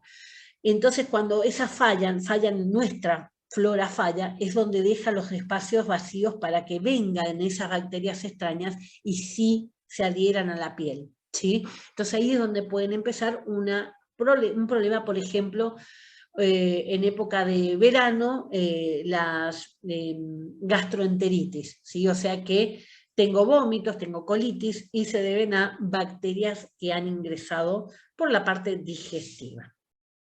Normalmente el agua de las piletas también, ¿sí? Cuando los chicos meten agua en la boca y se escupen uno al otro, ahí aparecen. También pueden aparecer mucho las enfermedades de la vía respiratoria, ¿sí? Con esa forma de contagio. Dice, además, esta flora normal colabora en muchos procesos fisiológicos como la digestión o la síntesis de la vitamina K. La síntesis de la vitamina K es importante que lo sepan, y esto también me contestan mal, ¿sí? Es la K, no es la D, no es la E, ¿sí? La vitamina K. La vitamina K se relaciona con la coagulación de la sangre, ¿sí? Cuando a mí me falta vitamina K, mi sangre está más líquida y eso hace que ante un corte me salga mucho más sangre, ¿sí? La flora se presenta solo en algunas regiones del cuerpo. ¿Dónde vamos a encontrar flora? En la piel, en el tubo digestivo, en la uretra, o sea, el sistema urinario, en las vías aéreas superiores, cuello para arriba, o sea, nariz, boca, en los genitales externos y en la vagina. ¿Sí? Ahí es donde vamos a encontrar normalmente flora. Las regiones del cuerpo que son asépticas, o sea que no tienen que presentar ningún microorganismo, se llaman estériles y van a ser el sistema nervioso central, ¿sí? Recuerden, cerebro y toda la médula que va por adentro de la columna vertebral, los ojos, los pulmones, los riñones, la vejiga, el útero, son algunos de esos sitios, ¿sí? Cuando aparece algún microorganismo en esos lugares, tenemos una enfermedad segura. La presencia entonces de enfermedades en esos lugares va a ser sinónimo de enfermedad. Si hablamos de la forma de transmisión, esto también me contestan mal, ¿sí? ¿Cómo se van a transmitir? ¿En forma horizontal o en forma vertical? Cuando hablamos de horizontal, se refiere a las infecciones que me pueden causar el medio ambiente. Recuerden que las bacterias, los parásitos están en el medio ambiente. Un animal, es muy raro de una planta, pero pongámosle mejor el animal, o de otra persona que esté infectada. Puede ser a través de la vía respiratoria o de cualquiera de las otras vías. Vamos primero a la vía respiratoria. Esto siempre vamos a hablar de la horizontal. La infección se adquiere por aerosoles de personas infectadas que hablan, estornudan o tosen. Por ejemplo, le ponen la tuberculosis, un ejemplo más contemporáneo, el COVID, ¿sí? Por eso usamos barbijo, para que la persona infectada mantenga a raya. Algunos dicen que, bueno, que traspasa la tela, pero la misma tela va a evitar la salida a esa velocidad, por lo tanto no va a llegar tan lejos. Cuando yo hablo, pierdo partículas de saliva que pueden ir hasta 50 centímetros a mi alrededor. Cuando yo estornudo o toso puede llegar a 2 metros, incluso cuando yo estornudo puede llegar a más, ¿sí? Hasta 5 metros de lejos. Entonces el barbijo me va a reducir la zona, por más que yo tenga una pérdida, pero si estoy con barbijo nadie va a venir a acercarse tanto, ¿sí? Eso es lo que me permite el barbijo justamente mantener a esa infección cerca. Ustedes cuando ven estos barbijos estilo quirúrgico, ¿sí? Celestes y blancos, la tela celeste es más pequeñita, los poros, por lo tanto si yo uso con el celeste para afuera, evito que ingrese, ¿sí? Y cuando yo lo uso con la tela blanca hacia afuera, es para cuando yo estoy infectado y evito que salga, ¿sí? Esa es la diferencia, digamos, como para que sepan el uso del barbijo. El barbijo siempre va a ser la forma más económica y más sencilla de tratar enfermedades aéreas, ¿sí? No hay otra que sea más efectiva que el barbijo. Es molestoso, pero bueno, nos venimos acostumbrando hace 2 años, así que ya hoy molesta menos. Vía oral. La infección va a ingresar por boca, por ejemplo, en las gastroenteritis virales o bacterianas, típicas de las piletas, ¿sí? Siempre aparece algún tipo de infecciones, colitis y demás. Cuando empezamos a notar distintos casos de colitis, enterocolitis, por distintos lugares de la ciudad, o sea, en un barrio determinado, normalmente está asociado con el agua. ¿Por qué? Porque en verano el consumo de agua es mayor y la salida del agua es más rápida. Entonces suelen no estar tanto tiempo en contacto con las sustancias que ponen para purificar el agua. ¿Por qué? Porque la gente está demandando agua, ¿sí? Entonces siempre se asocia con algo en el agua. También puede ser debido a que los caños se rompen y quedan en contacto con la tierra y en la tierra hay un montón de bacterias, ¿sí? Entonces siempre es importante que se avise cuando hay roturas de caño de agua en alguna parte de la ciudad para que lo reparen rápidamente y evitar que se siga contaminando el agua. La infección, la cutánea, la infección va a ingresar a través de la piel, como puede ocurrir con el herpes, por contacto, una persona que tenga herpes. Bueno, hablábamos de la piel. Las infecciones entonces que aparecen, digamos un herpes labial, sí tengan en cuenta que es altamente contagioso al tacto, o sea que no tomen mate con esa persona, no se besen con esa persona hasta que la lesión haya sanado completamente. Todo el tiempo que la lesión está en la boca es contagiosa, ¿sí? O sea que eso hay que tomar conciencia para evitar el contagio.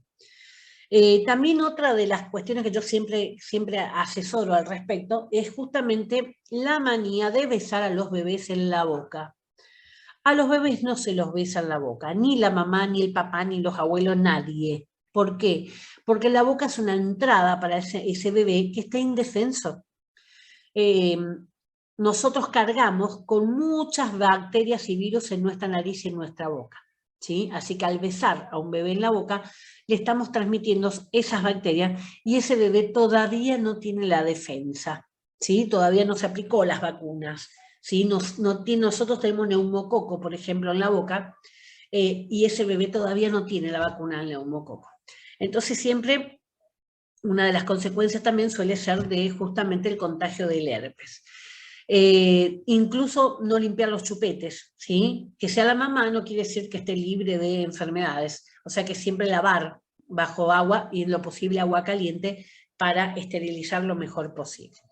Pero bueno, son cuestiones que hay que empezar a cambiar hábitos, ¿sí? Que no hay una justificación porque puedo besarle en otra parte, en el pie, ¿sí? Incluso recuerden que las manitos tampoco se tienen que besar. ¿Por qué? Porque al principio no, pero después el bebé conoce todo a través de succionar y va a llevar todo a la boca, ¿sí? O sea que si yo le besé en la mano y le dejé ahí los virus, está llevando nuevamente a la boca. El pie, bésenle el pie que va a ser mucho mejor. Bueno, vía sexual. En la vía sexual también podemos contagiarnos, un montón de cosas. Lo vamos a ver en enfermedad de transmisión sexual específicamente.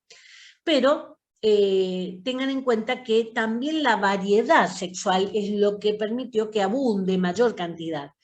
Si solamente nos restringíamos al sexo vaginal, ¿sí? Había un determinado número de microorganismos. Ahora, le agregamos el sexo oral, hay otros tipos de microorganismos en la boca, distintas a las que hay en la vagina, Y si a eso le agregamos el recto, en el sexo anal, hay otras bacterias que son incluso más peligrosas que cualquiera de la boca y de la vagina. Entonces, el problema está cuando yo llevo de un lugar al otro. Es como si yo sacara una planta de un lugar y la llevo al otro, ¿sí? Eso puede causar un desequilibrio en la zona también. Cada una de las regiones tiene su flora, ¿sí? Y es natural y es inofensiva en ese lugar. Pero si yo llevo esa flora a otro lugar, va a ser peligrosa.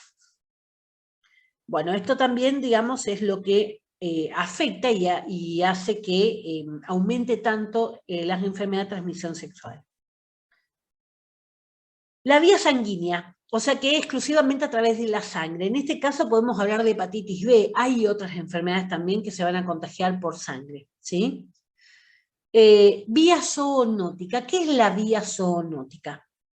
Es la infección se adquiere por contacto con un animal infectado, por ejemplo, la rabia, ¿sí? Que puede ser un perro, un murciélago, lo que sea que esté infectado.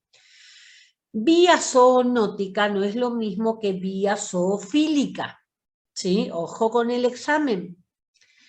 Zoofílica significa amante de los animales, o sea, por tener sexo con los animales, ¿sí? Que no tiene nada que ver con el perro rabioso. ¿Estamos?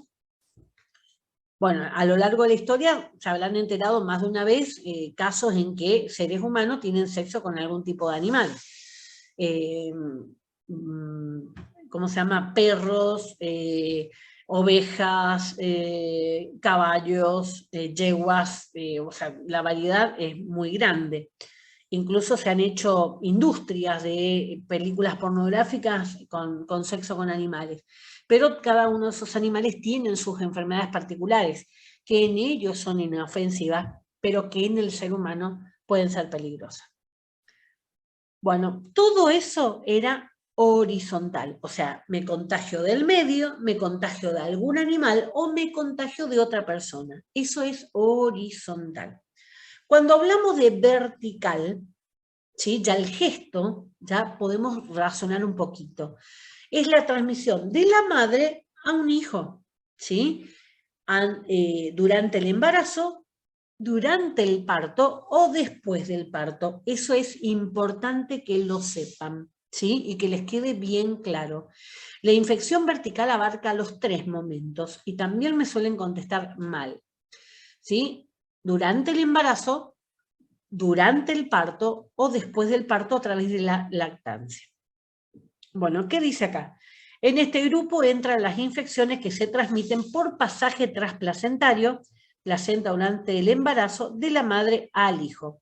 Entonces acá les complemento que es también durante el parto y después del parto. Por ejemplo, una mujer que tiene HIV, al principio le contagiaba sí o sí, cuando no se sabía, le contagiaba sí o sí a su hijo. Hoy sabemos que, aunque la madre tenga HIV, el bebé puede nacer sano. ¿Por qué? Porque evitamos el contacto con la sangre de la madre. ¿Qué quiere decir eso? No va a llegar a la fecha del parto, se le va a hacer una cesárea antes. Y en la cesárea se saca completo la placenta, se saca fuera de la madre, se lava la placenta y después recién cortamos esa placenta para sacar al bebé. O sea que nunca el bebé toma contacto con la sangre de la mamá.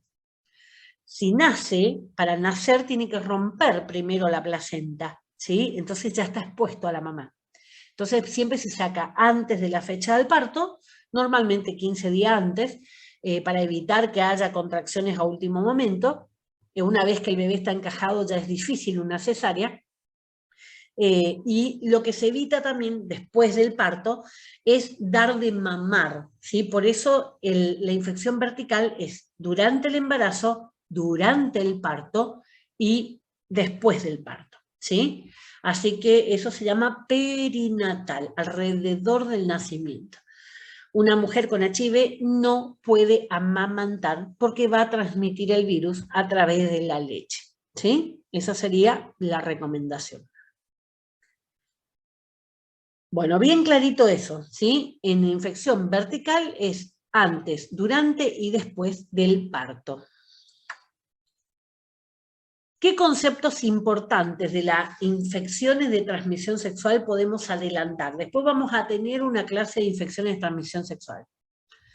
El mayor riesgo está dado por prácticas sexuales sin la protección con algún método de barrera como el preservativo. En algunos casos le van a decir, no, para tal enfermedad sexual el preservativo no sirve. Tienen razón, no sirve del todo, pero reduce los riesgos. No es lo mismo exponerme al 100% que exponerme al 60%. O sea, cualquier método que me sirva a mí reducir el riesgo tiene que ser bienvenido. Entonces, supónganse, si tengo HPV, ¿sí? Tengo las lesiones, tengo el virus, tengo las verrugas. Si la persona tiene en el pene o tiene en la vagina, ¿sí? El profiláctico va a evitar el contacto. Ahora, si tienen otra zona donde el profiláctico no toca, entonces sí va a haber contagio igual, pero se reducen las chances, ¿sí? Eso es lo importante. Tengan en cuenta eso. A ver. El sitio inicial de esas infecciones, es decir, la puerta de entrada, suele ser la uretra, la vagina, el recto o la faringe. ¿Por qué? Porque el sexo vaginal, el sexo anal o el sexo oral son las 3 vías de contacto, ¿sí? Pueden no producir síntomas, por lo que muchas veces la transmisión se produce a partir de personas que no son conscientes que tienen la infección. Esto ha ocurrido con el HPV justamente en aquellas cepas que no son de hacer verrugas, sino que son las de generar cáncer. El hombre fue el principal portador sano de estas cepas y hizo lo que desparramó la enfermedad. O sea, él no sabía que estaba infectado y se desparramó. Afortunadamente, desde el año 2014, ya la vacuna está también en forma obligatoria para los varones, o sea que las nuevas generaciones ya no van a tener este problema.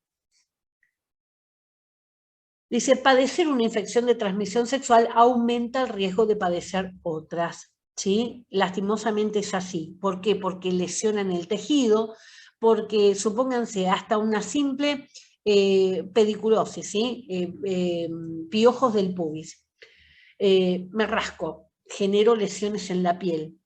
Tengo contacto con alguien que tiene HPV, la piel ya está rota, ingresa mucho más rápido a través de esas lesiones. O sea que me puedo contagiar HPV por no tener la piel intacta, ¿sí? Los microorganismos que producen infecciones de transmisión sexual pueden diseminarse al feto, generándole al niño graves lesiones o incluso el aborto. ¿Esto cuándo ocurre? Cuando en la etapa del embarazo, en los primeros meses, donde el feto todavía es muy pequeño, un contacto con una enfermedad sexual muchas veces lo puede abortar, ¿sí? O sea, directamente se produce el aborto del feto. O a veces, cuando ya está avanzado, esa enfermedad de transmisión sexual puede afectar al bebé y generar algún tipo de malformación. En el momento del parto, también pueden ocurrir infectaciones, por ejemplo, si la mujer tiene HPV en la vagina, porque el bebé tiene que pasar por ahí, si tiene gonorrea, si tiene sífilis, y por ejemplo en gonorrea y en sífilis la discapacidad que produce es ceguera, o sea que destruye los ojitos del bebé en el momento de nacer. No sé si vieron alguna vez o se enteraron de cómo es el tratamiento de un bebé cuando recién nacen. Bueno, lo limpian, le verifican que esté libre todas las vías respiratorias, todo que esté perfectamente, con unas cánulas le van a ir revisando y sacando cualquier mucosidad que pudo haber tragado en el parto.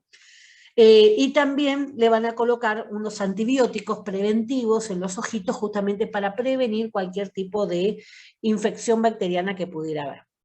Por eso es importante que la mujer embarazada se haga los test, ¿sí? Que se hagan los análisis que le pide el médico. Porque si tiene alguna enfermedad de transmisión sexual, hacer el tratamiento antes de que el bebé nazca, ¿sí? ¿Para qué? Para no exponerle al niño a sufrir algún tipo de discapacidad como la ceguera. Bueno, si tiene HPV, por ejemplo, hay una enfermedad que se llama papilomatosis respiratoria, que es cuando se forra la parte respiratoria del bebé con las verrugas, ¿sí? O sea que tampoco es algo agradable como para contagiar a un pobre indefenso. Dice, es necesario que no solo el paciente se trate, sino también la pareja. Hay un médico acá, el doctor Repeto, ahora ya está viejito, pero él cuando daba charlas, por ejemplo, le decía siempre, se tiene que tratar la pareja y los amigos de la pareja, dando a entender que el que tenía algún amante por ahí, también tenía que hacerse los tratamientos, porque si no se seguían contagiando, ¿sí? O sea, todos los que tienen sexo tienen que hacerse el tratamiento. Y la presencia de ITS en un niño obliga siempre a investigar un abuso sexual. No siempre una infección de transmisión sexual en el niño se da por contagio sexual. Ahora, si les da sífilis, si tienen gonorrea, si tienen HPV, sí, obviamente. Pero muchas veces otras enfermedades como la candidiasis se puede dar por el pañal, ¿sí? O sea, cuando yo, eso les recalqué mucho a ustedes, cuando un pañal con caca no se le saca al bebé, las bacterias de la materia fecal entran en las vías urinarias y entran en la vía vaginal. O sea que me van a causar una infección que no tiene nada que ver con un contacto sexual, sino simplemente por sucio, ¿sí? Sucia la madre, no el bebé. La madre o el padre o el abuelo que le está cuidando, ¿sí? No vamos a poner solamente en la mujer ahí. Entonces, recuerden que infección y enfermedad no van a ser sinónimos, ¿sí? Antes se las llamaba como si fuera igual, pero la infección es cuando me ingresa el virus o la bacteria o el parásito, lo que sea. Es el ingreso de ese microorganismo en mi cuerpo. Cuando yo hablo de enfermedad, quiere decir que esa infección que tuve me está dando síntomas, ¿sí? Hay signos y síntomas de que tengo esa enfermedad. Por eso no es lo mismo ser HIV positiva que tener SIDA, ¿sí? Yo puedo tener HIV y no tener ningún síntoma, ¿sí? Por eso son asintomáticos. Cuando hablamos de SIDA es porque ya mi sistema inmunitario cayó del todo y yo necesito, empieza a afectarle a mi sistema inmunológico, a mi cuerpo en general, cualquier tipo de enfermedad que hay normalmente en el medio ambiente. O sea, un hongo, una gripe, me va a matar cualquiera de esas cosas, y sí también aparece mayor cantidad de cánceres relacionados con el SIDA. Bueno, dice, en la práctica diaria muchas veces se utiliza el término como sinónimo, pero ustedes, que son agentes de salud, tienen que tener en claro que infección no es lo mismo que enfermedad. Bueno, ¿qué otros conceptos importantes tienen que tener en cuenta? ¿Vieron que esto es largo? Imagínense que no hablamos de medicamento todavía. La infección oportunista. ¿Qué es la oportunista? La palabra lo dice, busca una oportunidad. Es la producida por un microorganismo que en una situación normal no es patógeno, no es malo, pero que en personas con las defensas debilitadas pueden ocasionar infecciones graves. Por ejemplo, no es lo mismo que se infecte con una bacteria una persona sana a una persona con HIV. ¿Sí? ¿Por qué? Porque su sistema inmunitario está bajo, y entonces ahí le va a afectar mucho más. No es lo mismo que le infecte una persona sana a una persona que tiene, por ejemplo, un trasplante. ¿Por qué? Porque por el trasplante le bajaron su sistema inmunitario y queda mucho más expuesto. Por eso ustedes van a ver siempre en los trasplantados que es normal el uso del barbijo. Ustedes van a ver que en toda la comunidad médica, médicos, enfermeros, todos los que están en contacto con los pacientes, usan el barbijo, ¿sí? O sea, para todos los que somos de la salud, no es extraño usar un barbijo. ¿Qué son las infecciones intrahospitalarias? La palabra se lo dice, intra, adentro, adentro de los hospitales. Dice, es la contraída en el hospital por un paciente internado por una razón distinta, o sea, no entré por esa infección.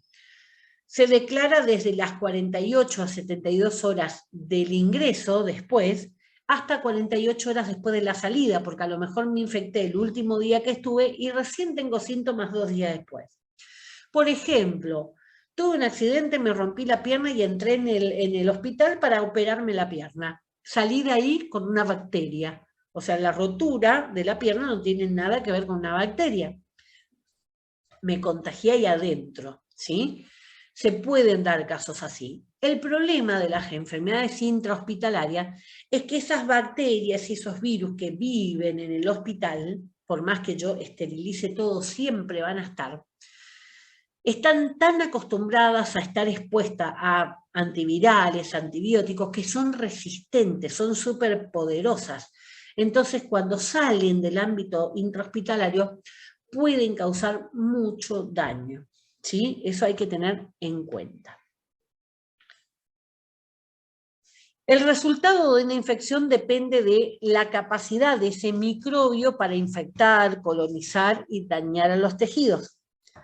La capacidad de los mecanismos de defensa del huésped para defenderse. O sea que, por más que yo esté en contacto con una superbacteria, si yo tengo bien mi sistema inmunitario, posiblemente no haya una infección, ¿sí? Porque mi sistema inmunitario lo expulsó afuera. Ahora, si mi sistema inmunitario está caído, me puede afectar cualquier tipo de bacteria, por más que sean buenas, ¿sí? Las barreras naturales del huésped evitan que los microbios entren al cuerpo, aunque algunos microorganismos son fuertes y pueden además invadir las defensas, o sea, el sistema inmunitario. Sobrevivir durante largos periodos de tiempo en el polvo, el suelo, los alimentos y el agua. ¿Cómo lo van a hacer? En forma de huevos o esporas también lo suelen llamar, ¿sí?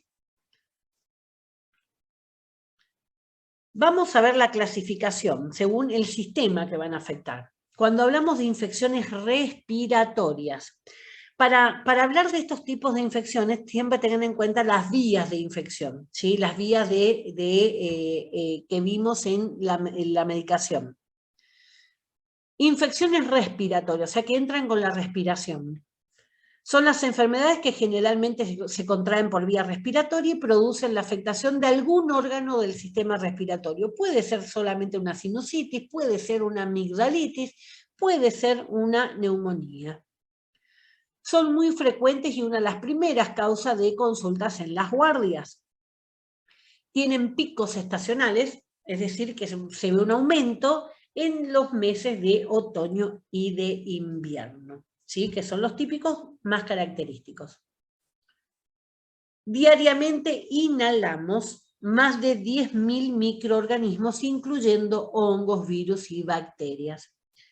El organismo cuenta con defensas naturales a nivel de la vía respiratoria para evitar el ingreso de microorganismos patógenos que causen la infección. Recuerden cuando vimos la parte respiratoria que el pulmón tenía cilios, ¿sí? Pelitos que se movían para ir empujando para afuera. Cuando yo fumo, esos cilios se van muriendo y quedan duros. Entonces lo que ingrese yo no lo puedo barrer, ¿sí? Entonces se instalan más fácilmente los catarros típicos del fumador y demás. El moco que reviste la nariz y la vía aérea de conducción atrapa a los microorganismos más grandes. Este moco se dirige a la nasofaringe, la garganta, donde es eliminado cuando yo escupo o deglutido cuando yo lo trago, ¿sí? Pero el moco es lo que permite cuando yo respiro por la nariz que se queden pegados, ¿sí? Si yo respiro por la boca, eso no ocurre. Los más pequeños son los que muchas veces escapan a esta barrera y se establecen en los bronquios y el pulmón. Cuando hablamos de infecciones respiratorias, las podemos dividir en las altas y las bajas. Cuando hablamos de las altas, vamos a hablar de rinitis, inflamación de la nariz, faringitis, inflamación de la garganta, y sinusitis, inflamación de los senos que están por debajo de la nariz, ¿sí? Cuando hablamos de infecciones respiratorias bajas, del cuello para abajo, podemos hablar de laringitis, ¿sí? Eso que no me deja, quedo disfónica la voz.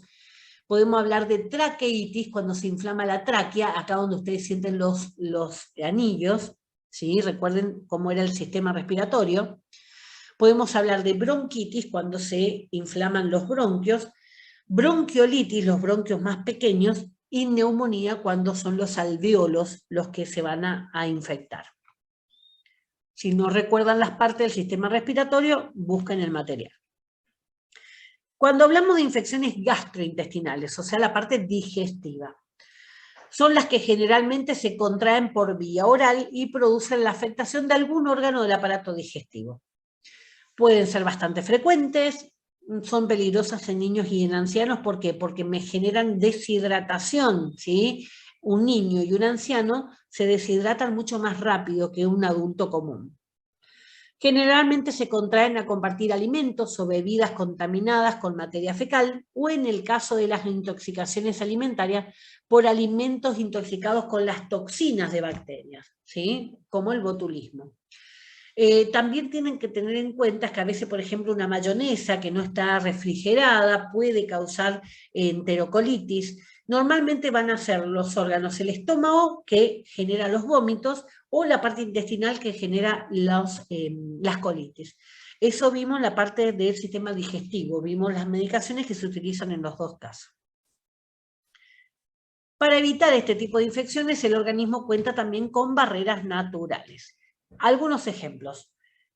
Las secreciones gástricas como el ácido clorhídrico, principal barrera. Ahora, si no tenemos mucho ácido clorhídrico porque consumimos mucho antiácido, dejamos esa puerta abierta.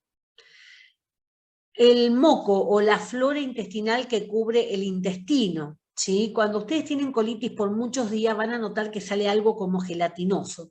Esa es la flora que está muerta y que el organismo lo va expulsando.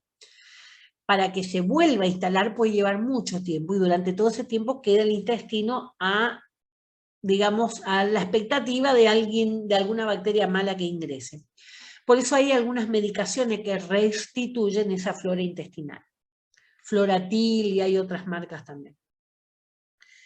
Sustancias que participan de la digestión como las enzimas pancreáticas y las sales biliares. O sea que lo que yo voy a agregar también después que sale del intestino, recuerden cómo era el circuito, ¿sí? Pasaba al intestino y cuando llegaba al intestino el páncreas, la bilis, iban segregando sustancias alcalinas para neutralizar el ácido que había venido del estómago. ¿Sí? Entonces, los que no murieron con el ácido suelen morir con estas sustancias. La flora normal presente en el intestino que compite con los otros microorganismos patógenos. Si están esas floras pegadas a la pared del intestino, si viene una bacteria mala no tiene lugar, ¿sí? O sea que se va a ir corriendo hasta que sale. Las toxinas que se encuentran en la comida contaminada y son responsables de las intoxicaciones alimentarias resisten a la acción del ácido clorhídrico y demás barreras de defensa presentes en el tubo digestivo.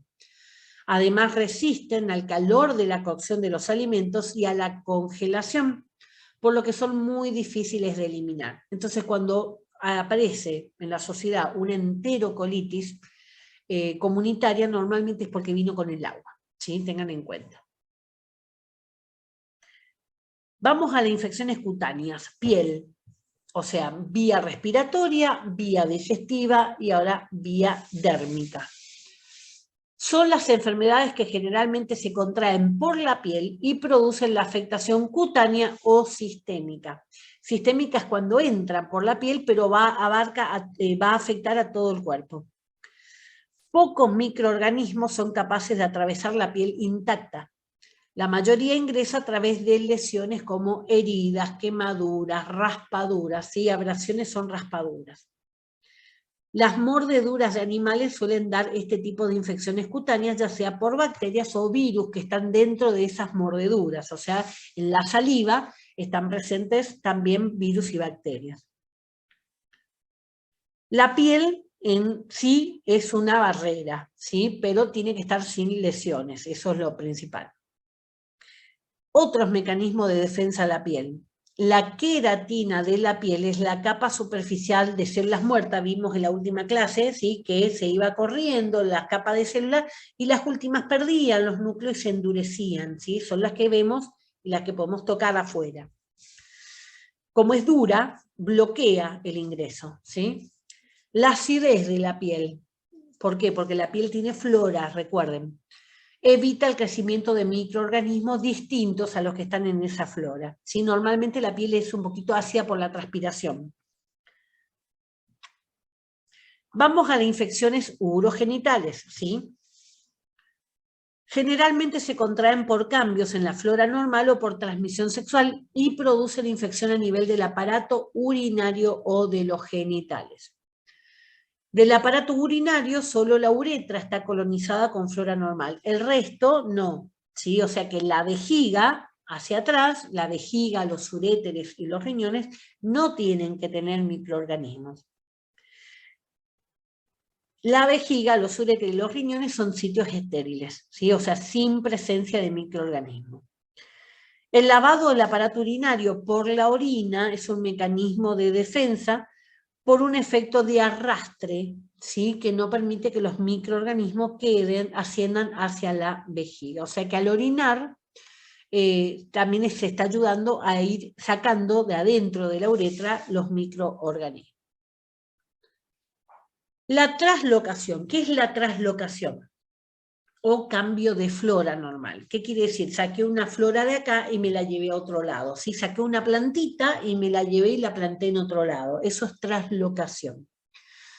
Se produce cuando la flora de una región invade otra región que presenta una flora distinta. ¿Sí? Por ejemplo, la flora intestinal que yo la coloque en la boca.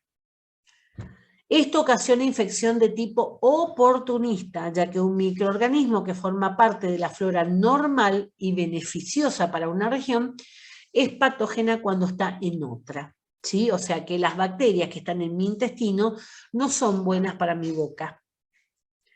Esto es muy común en las infecciones urinarias, donde la flora del recto se trasloca a la uretra y luego a la vejiga. También se puede traslocar a la vagina y generarle infecciones vaginales, sobre todo a la mujer. Infecciones del sistema nervioso. Generalmente se dan por el ingreso de microorganismos que previamente causaron alguna de las infecciones anteriores, o sea que ingresa al cuerpo por algún lado y después se pasan al sistema nervioso. Llegan a la circulación primero y después pasan al sistema nervioso.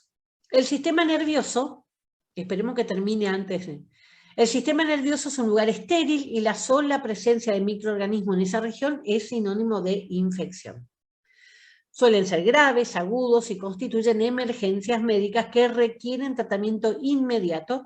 De lo contrario, es muy posible que el paciente muera. Cuando hablamos de infección a nivel neurológico del sistema nervioso central, las meninges, recuerden, la meningitis, tienen hasta un 40% de probabilidad de muerte. ¿Sí? O sea que normalmente no bajan del 30%.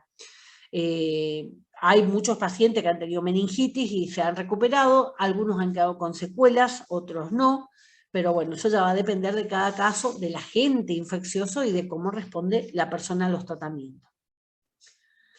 Bueno, cada una de estas infecciones que vimos puede ser localizada o sistémica. Cuando es localizada, estamos hablando que se da en la puerta de entrada, es decir, la región por la que el microorganismo ingresó. ¿Sí? Y está solamente en ese lugar. Por ejemplo, una faringitis, ¿sí? Una infección en la garganta. Cuando hablamos de sistémica, sistémica es todo, ¿sí? Cuando la afectación se generaliza a todo el organismo.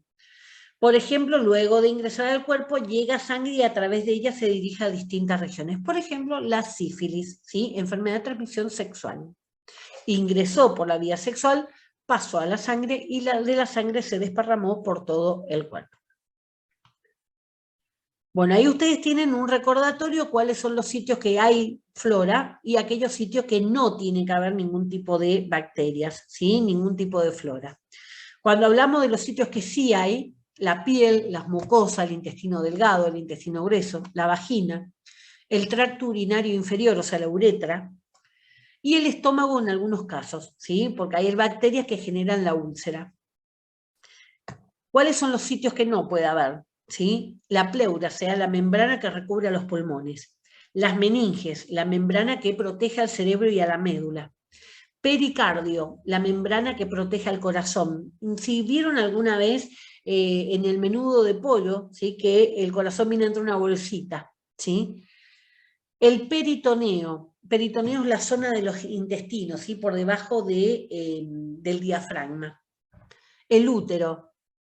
Y el sistema circulatorio, o sea, todo lo que sea donde circula la sangre. Y ahí sí terminamos, justo antes de que se termine. No sé si tiene el tiempo, que se termine el tiempo, no sé si tiene alguna pregunta. Sé que esto es largo, pero imagínense si a esto le tendríamos que agregar los medicamentos, ¿sí? Se hace muy extenso. Por eso está dividido. Traten de, la clase que viene, pegarle una leidita, por lo menos esto, una miradita para que cuando yo les hable sobre los medicamentos ya ustedes lo entiendan más fácilmente, ¿sí? Entonces no le va a resultar difícil esta parte. ¿Estamos? ¿Tienen alguna pregunta?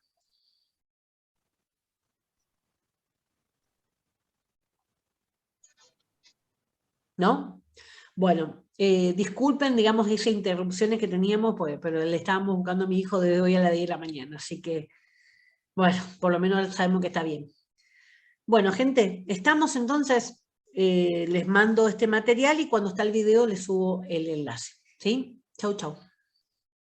Chao, profe.